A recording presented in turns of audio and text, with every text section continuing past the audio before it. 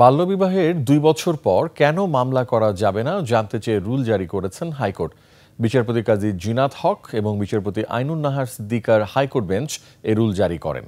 এর আগে বাল্যবিবাহ নিরোধ আইন ২০১৭ এর ধারা ১৮ এর বৈধতা চ্যালেঞ্জ করে রিট করেন আইনজীবী অ্যাডভোকেট ইশরাত হাসান।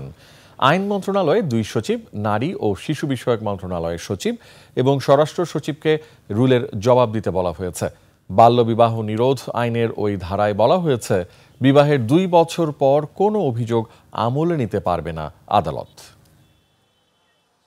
অপরাধগুলো হচ্ছে একজন শিশুর সাথে, যেহেতু আন্ডার 18 হলে সেটা বাল্যবিবাহ। তো কারো যদি 11 বছর 13 বছরে বিয়ে হয়, সে 18 বছর হলে তো সে মামলা করার সময়ই পাচ্ছে না। এমন কি হতে পারে যে এই অপরাধগুলোতে আসলে সাধারণত লুকিয়ে গোপনে করা হয়। বাল্যবিবাহ নিরোধ আইনের যে সময়সীমার বাধাটা, সেটা কেন অসাংবিধানিক ঘোষণা হবে না, এই মর্মে রুল ইস্যু করেন।